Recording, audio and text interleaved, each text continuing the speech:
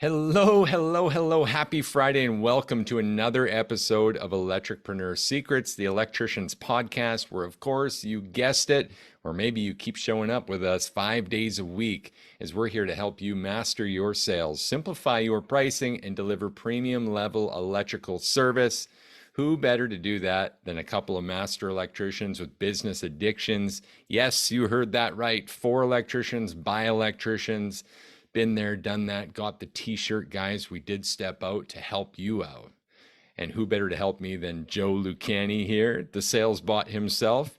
And today we're actually going to expose how Joe is not a robot at all. There's some feelings under there, Joe. I know. Unfortunately, I don't like showing my human exterior, but you know what? There were some feelings this morning. You're right. Or is it interior? And really speaking around the nerves of the sales process, Well, right? I like to make the whole joke. The Arnold Schwarzenegger quote. I am a cybernetic organism, living tissue over a metal endoskeleton. So There you go. technically, it would be on the outside. There you go. Okay, first and foremost, I want to kick today off with a little bit of incentive to listen to the end, because we're going to talk about some of the highs, some of the lows with this demand call process, that demand call Lotto we've been talking about all week, some of the challenges that get in the way of people, and some of the things that are in the way before we ever even talk to someone in this process. Have you ever experienced those things, Joe? Yeah, that happens literally all the time.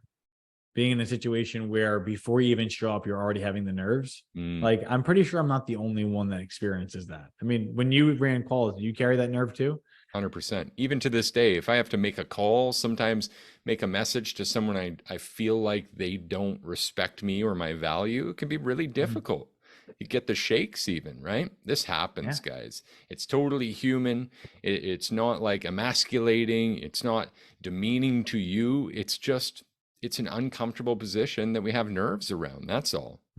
Can I just take a moment, though, to address some people who ignored the nerves and took a full steam ahead approach with the demand call Lotto already? Yes, please. I would be amiss if you didn't. Okay. So, of course, we talk about our client wins every day. Today, I wanted to give special shout out to a couple who just put action first. Really, they're following what we say, which is take everything we give, just promise to take action and report the wins back to us. So the first trigger I want to talk about is Dorian. We've talked about him a couple of times. Dorian Hayes, I believe. Hope I got that right. I shouldn't even try the last name. That's rude. Next thing you know, I'll be calling some guy named Clay Chad or something. Which, by the way, Joe, little intersection here. Yep. That fella reached out and he felt bad and he's like, the joke's on me. Yeah. So if you're listening to this, brother, it's all good. Actually, you inserted a ton of fun, a ton of humor, although that's something we'll be able to touch on today as well. That pre-arrival piece of getting the name right, which is in this demand call Lotto. Kelsey just commented, guys, if you're not live with us in the Facebook VIP and the community page, it's free. Anyone can be on there. Kelsey's with us. And he said earlier, if you don't play, you can't win. I think it was, if you don't buy a ticket, you can't win. That's right. Yes. Good correction. If you don't buy a ticket, you can't win the Lotto. Absolutely. So here's the people that have bought in this ticket so far. We've had a few hands go up. We've been able to give this value piece, the demand call Lotto. Literally, this was like a client-only process. We made a visual aid with it and made it sort of an easy to see from that 30,000-foot view and the step-by-step of what to do. Dorian took it already, and he's been sharing some wins with us, and he's had some more wins. Then I want to mention Samuel. I believe Samuel reached out earlier and he said, word for word, here's the quote, tried your process today. Okay. I just gave this to him last night. Tries it first thing the next day. Tried your process today. I have a ways to go. It rocked though. We went to look at connecting an electric furnace connection and sold a panel change, AC hookup, and surge protection for the house. You guys rock. That's awesome. So what could have been a few $100 call turned into well over 1,000. There you have well it. Over 1,000. Yeah. Bought a ticket, cashed it in. Love it. Love it. Love it. Okay. So those are a couple wins. Joe, what do you say about those? I honestly think it's really, really impressive that people are able to do that. But it shows really that knowledge isn't the answer. It's taking action on the knowledge. Like I could literally have the Encyclopedia Britannica in my brain, but if I never actually did anything with it, would I be smarter than anyone else? So people like Dorian and Samuel, guys, namaskar, you have my blessings. I'm really proud of the things you're doing. But at the same time, just really know how special you are. Being able to say, I listened to something and I believed in it enough to take action. And that belief had a very physical and tangible and very capital reward. Yep. And Kelsey contributed something really healthy here. My team has struggled on demand calls, getting all the options, and I've been working hard on helping them change their mindset, which we'll be getting into today. The Yep. demand call Lotto is a great way to help change that perspective. That's super, super important point, Kelsey. I thank you for bringing that up because that's one of the reasons we decided to call it that. It's a little more fun. There's this extra kind of curiosity, a little bit of a surprise at the end that we all want to work for now, just to know, is this the few $100 ticket that 10X is on us, that puts cash back in the pocket, that maybe I get an additional reward from as that employee, some performance, whatever the situation may be. All right. So thank you, Kelsey, for that contribution. Joe, can we just touch on again briefly, why does this work? Why does this work so well? This demand call process, like why does following this process help us? And why does once in a while, why do they 10X on us? Okay. So really the main reason this process works is it's counterintuitive to how the typical contractor sells. The typical contractor goes in and just dumps logic and technical jargon and all that nonsense onto the customer, expecting to sound so smart that the customer's like, wow, you must really know what you're doing. And then I'm going to buy from you. What we do that's different is we don't focus at all on us. Like, how many times have you guys heard there's nothing special about me? But instead, I'm learning about the why the customer wants to do something. We focus on the why. When you know the customer's why, you don't need to follow a scripted process. You could speak authentically and know that as long as you follow certain points and a certain general direction, you will be more likely to succeed.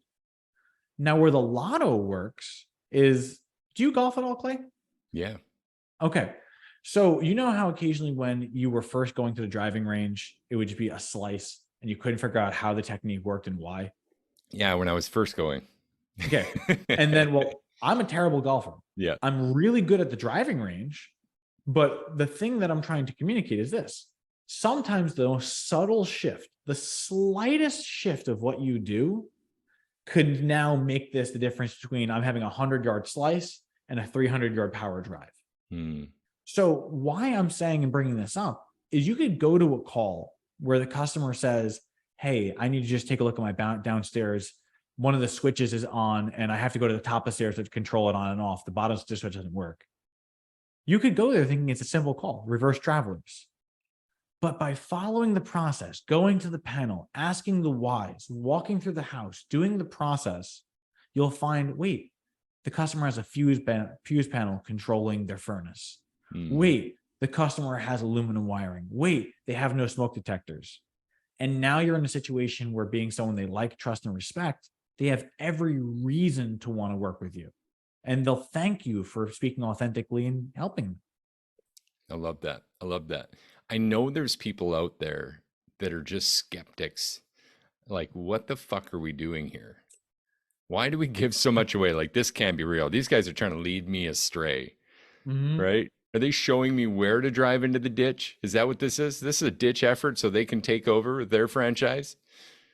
Guys, I just want to reassure you, and then I'm going to ask Joe to fill in the blanks here too, but I just want to reassure you, we are not your competition. We are not a big franchise taking over. We're helping build a tribe of people just like you who may or may not be conducting complete exchanges with their clients, abundant exchanges with their clients. And what that means is the fewer of us that know how to conduct that abundant exchange, the fewer clients that are actually out there being satisfied, homeowners, just like you and me. This is a full circle, like an ecosystem. And I think it's been far too long since we held up our end of the deal, honestly, Joe. What do you think about that? And how else would you say that to reassure these people this is actually honest, good, wholesome content that anyone can use? So the thing about this and why I feel like it's so powerful is because for the longest time, we electricians had to take material from others and from other trades and from other coaches and other programs, like all this stuff, when you kind of just dumped it in your lap and you had to sort through the material pile to find the thing you're looking for. It's like finding a 1/2 inch Romex connector in a pile of junk. It's hard to do. It's not that the information is not there, but it's Mm-hmm. hard. Over the past 10 years, I was gathering all this material and practicing and refining a process so that you don't have to. I don't want to be something that's everyone considers to be special. I just want to be the person that can help those the way I wish I could have been helped in the past. So for me, it's almost a way of kind of like if you didn't have a good father figure, the way that you make up for it is by being a better dad. I didn't have the best coach, so I want to be the best coach for you so that you can have what I didn't. Yeah, I love that. I do. And it's kind of like, I think I shared this in my Facebook story last night, from talking to Dorian again. And I don't want to misrepresent what he'd said, but along the lines of, you guys are insane. Like, why would you Maybe. give all this away in a world that's where we're surrounded by greed Mhm, and partial exchange, following that law of exchange I've been referencing? Really, mhm, there's partial, fair. Actually, I missed one: criminal, partial, fair, and abundant exchange. mhm, And many of us are actually getting stuck, getting caught at a crossroads just in a lack of process of sometimes even criminal exchange. mhm, Most times fair to partial, but almost never without intent do we get to this level of abundant exchange where we're truly serving people at the highest level. And that's why, for me, it's so important to like kickstart this, to get people going. And to Dorian's credit, he said, well, if you give it all away, who's going to buy anything? Granted, we're a business. Yes, we coach people through this stuff, mhm, but one 30,000-foot view of this process is enough to help you. And quite honestly, it'll never be enough to take you to the next level. And what I mean by that next level is, we're a bottom floor provider, Joe. mhm. We help electricians master their Master of sales, sales, simplified simplify their. pricing, deliver premium level service. Exactly. And what that really means is, when you have all three of those running for you and you got the processes and you can train those to your staff, finally it's automated to a place where you can Step rise away. up, take the cuffs off. Remember the scene? I think I shared it with you this morning, the genie in the lamp. I'm Mhm, free. Robin Williams, mhm, God rest his soul. I'm free. I'm free. That's you guys. We're trying to free you from that bottom floor by being able to automate that marketing, sales, and your offers, your options, your pricing, having all that working for you. I went on a bit of a tangent there, Joe. You ready to jump into some details? Dude, I'm ready as much as you are. So I'm ready to rock and roll. Okay, couple of problems. So I'm going to set you up a little bit here, because you Okay. mentioned like nerves before the call, and I would love to Yeah. talk through that. Kelsey mentioned it too. Team's not overly comfortable, maybe having a hard Mhm, time with mindset going into it. mhm, Here's one setup for this. If you're currently out there and you have a team of electricians, sales techs, or service techs working for you, and they're mhm, running these calls on their own, and they're coming back and they're saying, well, something went wrong. I got this objection, or I don't know, I didn't quite get to this part. And what you're saying in reflection is, well, just do it like I do it. Just do it mhm, like I showed you. Just kind of do it how we did it in the shop. Those are all indicative statements that the process isn't dialed in, and you're not teaching it in multiple sensory formats. I'm going to mhm, put that into English terms. What I mean is, it's not written, it's not being shown thoroughly, and then you're likely not doing the ride along or complete role play with it. And how mhm, could you if it's not complete? So in this situation, especially, we find that people would have some jitters naturally around this, and we go back to that crosswalk talk like we mentioned before. mhm, Now, even as we introduce the process, this can be even scarier, Joe. I'm setting you up now. Why does it get so scary at this point? So the thing is that when you run the process, you have pretty much two choices. One is doing it perfect and doing it less than perfect. Now, the reason why we get nervous, and I want to share that, guys, I get nervous too. And I'd like to touch on the why. I have run this same play thousands and thousands and thousands of times. But I'd be lying to you if I told you that I didn't have that flutter in my heart before I knock on the door. And actually, I have an exact knock. It's that, that, that, that, that, that. Every time I can count it, it's almost like the action. That's how I see it in my mind. But the reason why I get nervous is because I know it's at stake. I know I'm going to come in as a higher cost. I'm a higher service provider than the typical competition that's going to come in. But I know the reason why. I am going to be more because I am going to serve at the highest level with all my heart and soul. I'm going to be bearing it to the customer to serve them from something they didn't even know or expect could happen. And if I do it wrong, Tank Top Terry comes in. And then he's the one who gets the job. And the customer doesn't get the service they need. They may think they get the small bill, but they're also getting small service. So I get nervous just as much as you guys do. The difference is I've learned to control my fear and aim my fear. I told you guys we would expose that Joe's not actually a robot. We did it. We just proved it. At least I thought we were going that way, but then when you told me you do the same knock every time, I'm kind of in the middle again. You might actually be a robot still. It's autism. That's what it is. Well, I appreciate your vulnerability with sharing that. So, what are some of the ways that we can begin to control that? And I Okay. love that, by the way, I love that you said this because I feel like there's this sort of falsehood that we tend to create in our own heads that eventually I won't feel that way ever again. It's not true. It's guys, I have to tell you, please do not believe that. And the reason why is this. It's imagine actually there's a good example. All right. So, how many times have you heard yourself saying, when I get this car, I'll be happy. When I get this promotion, I'll be happy. When I marry this person, I'll be happy. But then looking back, you get the thing, you're still not happy. So you have to keep raising the bar and raising the bar and raising the bar. I operate at this process at an almost autopilot level because I've done it so much. But the reason why the bar constantly gets raised is, as I mentioned, I know it's at stake. If the customer isn't being served by me, they will be served by someone else who doesn't have my values and morals. So I want you all to know that there is never a point where you say, oh, I got this and it's going to be perfect and I'm completely calm and I'll never get stressed. Because when you're not stressed, it means you're not pushing yourself. If you're believing that no matter what happens, there's going to come a point where suddenly it's easy and the easy button gets pressed, that's what's known as complacency.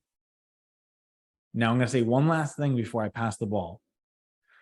Imagine you're staring at a pond, and that pond had no movement whatsoever to the water, not a breeze, not a ripple.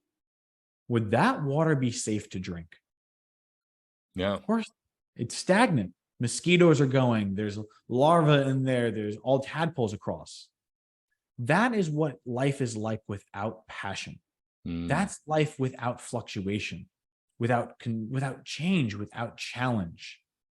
Safe water is not safe to drink. So what I'm trying to imply is that you need that turbulence within your path in order to keep you grounded, to keep pushing you to the next levels of perfection. So I'm telling you from my own heart and my own mouth, every time I ran the play, I always thought I was going to get the sale, but it was never something that I felt so confident in that I wasn't nervous. I love that. Wow, great metaphor too.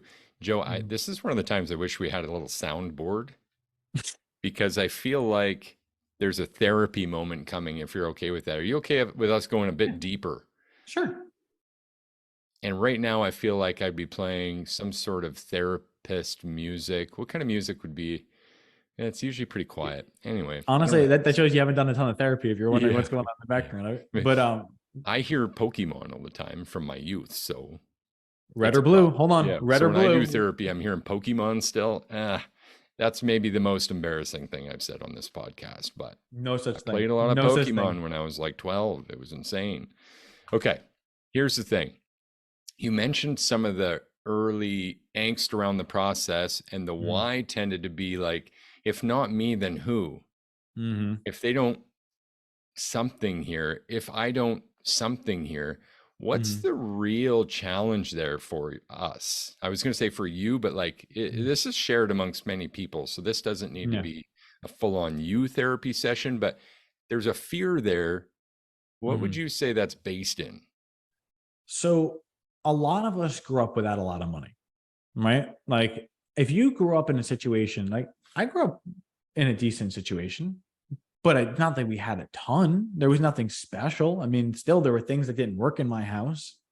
But the thing is that for those of us that grew up without the silver spoon, you knew that every dollar that came into your house was precious. Every dollar had a purpose. There wasn't time for waste. There wasn't time for lavishness. And I remember being told when I was a kid, only a rich man can afford to do something the wrong way because he has the means of doing it twice. Yep. So for me, I brought him with it because I didn't have a ton of money. So therefore, I had that poor mentality Mm, where dollars mattered. And my thought was, if I go in, I know that I'm charging a premium, but I am so fucking serious that I'm going to do the right job that I was willing to give a lifetime guarantee on my workmanship. Meaning that if there was anything that went wrong with it, I'll come back in 20 years and I'll take care of that work. yep. What are the odds that the typical contractor would do the same? Like I'm literally sitting on a floor right now from a contractor that installed my floor a year ago that's already cracking and breaking, and he won't help me with the warranty. And I have to go through the warranty company from the manufacturer, and I'm pulling whatever little hair I have left out. The thing is that your customers are going through the same thing. If you don't do it the right way, they're going to do it from someone else. And I don't trust other people. I don't trust that Mhm. they're going to have the same commitments to quality that we will. So I know if I get this job, this customer will be served. Yeah, I may be more than the other guy, but I'll know they'll be served. I don't know that the other person would. 100%. I love that. I'm going to add something else in from my own personal therapy journey. Mm-hmm. For me, acceptance is a challenge. And because of my youth and my experience, for me, I shared in my interview, like my mom wasn't there a lot. She worked the bars. I was left home alone at an early age. So I'd wake up alone, kind of crying myself back to, there was some like gaps there. So for me, there's sort of an acceptance, a significance, that attention piece, and needing that approval Mm, that I'm enough. And so the stuff that tends to make me shake, very similar symptoms though, is like, will they choose me? mm-hmm. Will I be enough for them? And the reason we get so deep and sensitive and vulnerable about this with you guys is because if you're leading a team, shouldn't we actually be in tune with this shit? Mm-hmm. How the fuck are you going to motivate me if you didn't know that? How the fuck are you going to motivate Joe if you didn't know that? Now, the added challenge here is if you don't know this yet about yourself, it's even harder to figure out. We're the only ones that can do this work. So we've gone down quite a sensitive path here, Joe, but I think this might be the most powerful thing we could share at this point. Mm-hmm. I would love to touch on just some indications that someone might be experiencing fear, and maybe they're not Mm-hmm. even seeing the whole picture. One situation we talked about earlier, we can dive into a little bit, is okay, when I go to present options, maybe I'm feeling shaky and Mm-hmm. everything's good until this point. I've followed the play, everything's great. But now I'm asking to sit at the kitchen table and consume their time. Mm-hmm. And by consume, I mean ask them to give me space at their table while I Mm-hmm. build these custom options for them. And Mhm. that entire 10 to 15 minutes feels like a fucking eternity. Yep. And I'm shaking, so it's taking me even longer. And so the result is I'm just going to leave. I want to drop the iPad and fucking leave this house. But instead, I'll go to the van. Or instead, I'll go back to the shop and do a 2-call instead. Mhm. You see this happen. Is that Mhm. to you an indication of this same fear at that time? So that's actually a separate fear, Okay. believe it or not. And the thing is, I'd like to touch on, because that's what's known as a self-conditional fear. And let Mm. me explain what that means. Are you familiar with the concept of Pavlov's dog? You know what? Yes. Okay, Yes. This awesome. just came up a few times the other day. I Okay, can't so in other recite words, it, but please inform us. that's okay. Pavlov's dog was it was actually a study done by this individual who would ring a bell, and every time he rang the bell, he would feed the dog. And eventually, what ended up happening was he was able to ring the bell. The dog knew food was coming, would start salivating, even if food wasn't coming. Mm. This self-conditioned fear is something that everything was great up to this moment. Everything was where we bonded, we connected, the call was great. But now, once I get towards the kitchen table, I'm starting to shake. What's happening is your brain doesn't know the difference between reality and imagination. You have imagined the call going bad. And because you've imagined the call going bad enough, your body, your natural body's chemistry is preparing for conflict. Fight or You're flight. shaking, literally. But like, let's break down what the shaking means. Like, if you go on a neurological level, Yeah. that is showing that you actually have heightened amounts of adrenaline. More than likely, you can actually, if you're really self-conscious, you would notice your breath is more shallow. You would know that your jaw is tighter. All these things compound, and your body is telling you, get out, get out, get out. There's danger. So all these things are natural symptoms of what your body is telling you to do. Yeah. The thing is that the same problem that gets you into it is the same rope that will get you out of it, Nice. because Love the that. brain does not know the difference between imagination and reality. So you can either use this knowledge to hurt you or use this knowledge to help you. Now, I struggle with anxiety. It's one of those things that comes with my neurological wiring. So I've had to learn how to almost reverse engineer anxiety. So what you can do is imagine the call. You have the script in front of you, but imagine what would happen if it went right. Simply just saying, okay, don't have to worry about the words. Think back to them shaking your hand and handing you a check. Mm. You can see that outcome. You don't know how you're going to get there, but you know that's the outcome. If you keep focusing on that outcome and saying, act as if, act as if, act as if, eventually what will end up happening is your body will start to get excited at the thought of sitting down. Because now, every single time, your body's thinking, oh, I'm getting a check. I'm getting a check. I'm getting a check. About to get And my you dog start getting treat. happier. Exactly. Yeah. Right. And there's a couple other situations that we see this. So someone that's facing that is likely also facing trouble with running the good neighbor play, That's also going to the very immediate common. neighbors, right? Knocking on the door. Why? There's a specific reason for that. Yeah, hit it. It's the same direct concern, right?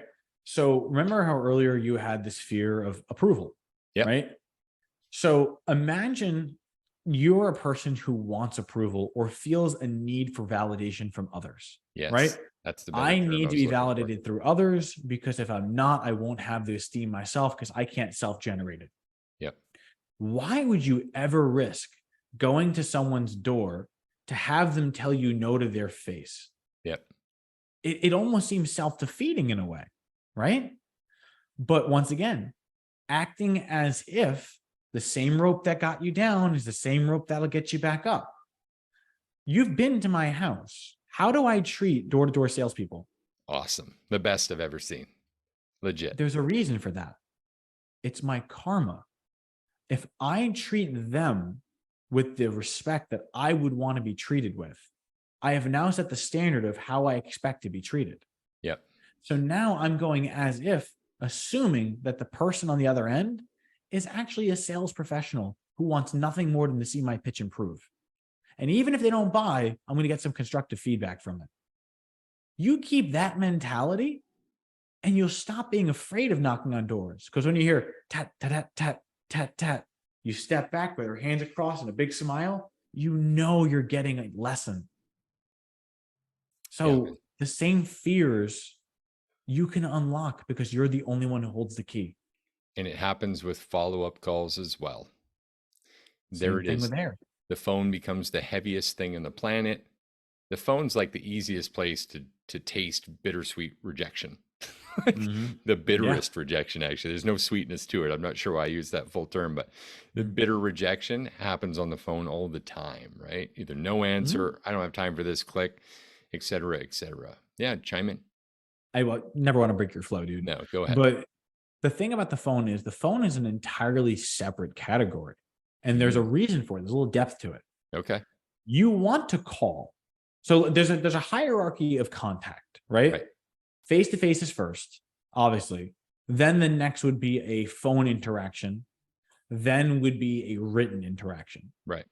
But the thing is, if you're not willing to go face to face and run the front door process or run the good neighbor process, you're forced to then take the next step, which is I'm going to call. But the same fear that you would have at the front door would still be present over the phone. So you don't call. Then you justify yourself and say, well, I emailed a bunch of people. I sent text messages. I did it. I put it out in the universe. Yeah, but you did the easy way out. What's easy to do is easy not to do. Yeah. I don't answer some text messages I see. I'm sure you guys don't do it either. If you saw a telemarketer go, hey, I'm just checking in, wanted to see if you're interested in buying, you would swipe left and you never answer it, right? Yeah. So when it comes to phones, remember, it all stems from your need to be validated. If you can remove the need to be validated from others, they'll have no power over you. Yep. Now, here's the tricky part. I want to add this in here and wrap this one up. Joe, we're running out of time already. Okay. Man, great session, though. I appreciate the deep dives. If you don't sell your business, who will?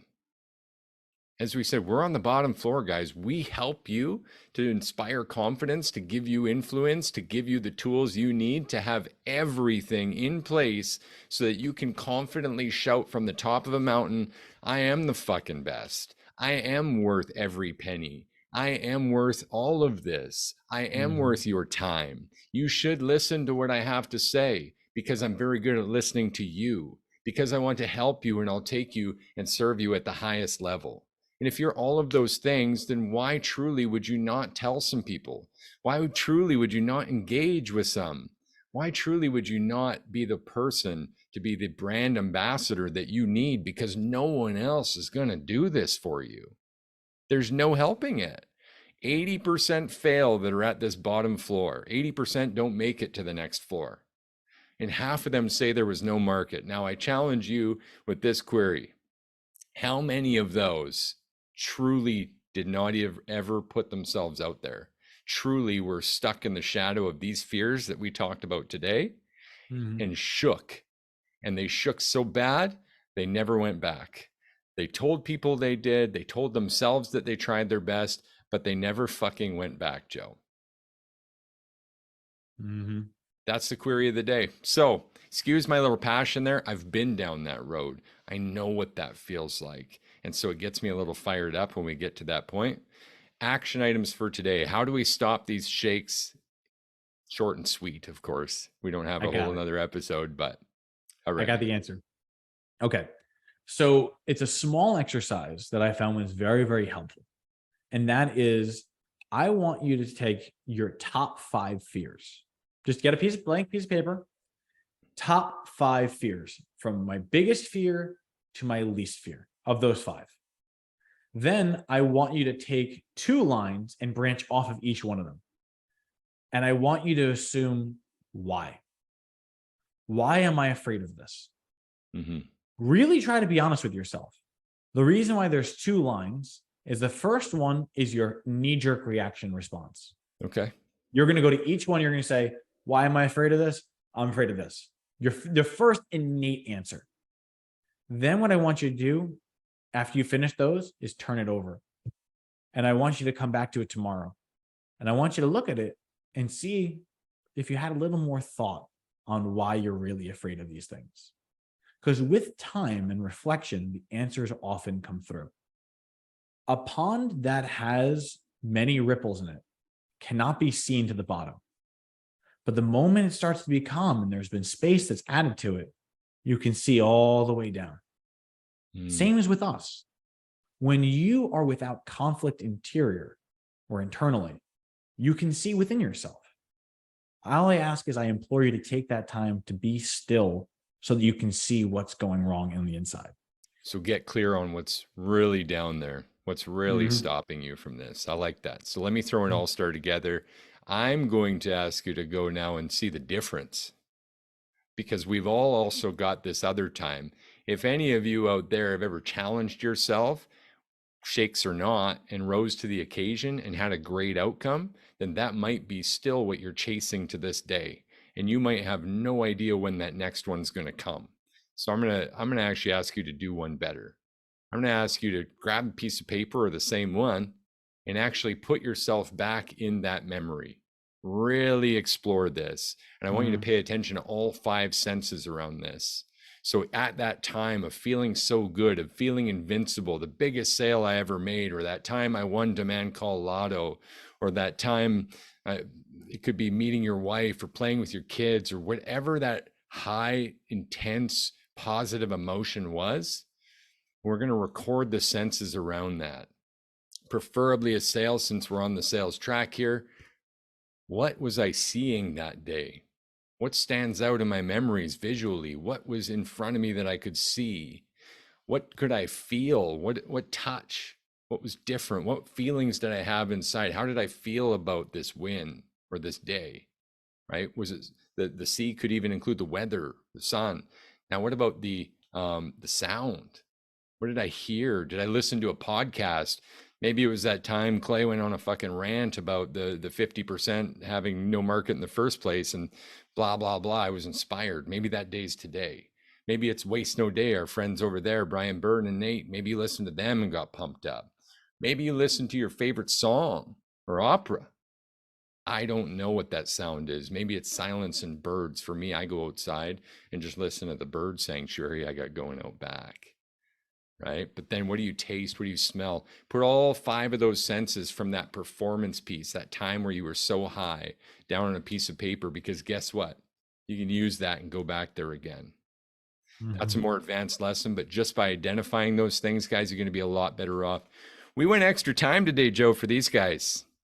And it was a good session, though. I honestly feel like we bared our souls, and I'm truly grateful to be in a position to be vulnerable with others. You know what? I don't want electricians to shake anymore. I want them to serve at the highest level. So as much as this may have been uncomfortable even to reflect on yourself, guys, it just feels so necessary, doesn't it? If that's what's in the way of serving at the highest level, I want to take care of that for you. Joe does too, guys. That's why we're here with you 5 days a week to help you master sales, master yourself, master sales, simplify pricing, and deliver premium level electrical service. Thank you. It's been a great week, really discussing this demand calls, all the wins. Thank you to those who took action and reported those wins back. Thank you to our great clients and everyone who listens, man. I appreciate you as well, Joe and Mel, who's in here saying, who's the therapist now? Love it. We love you guys. Have a great weekend. We'll see you next week. Y'all take care.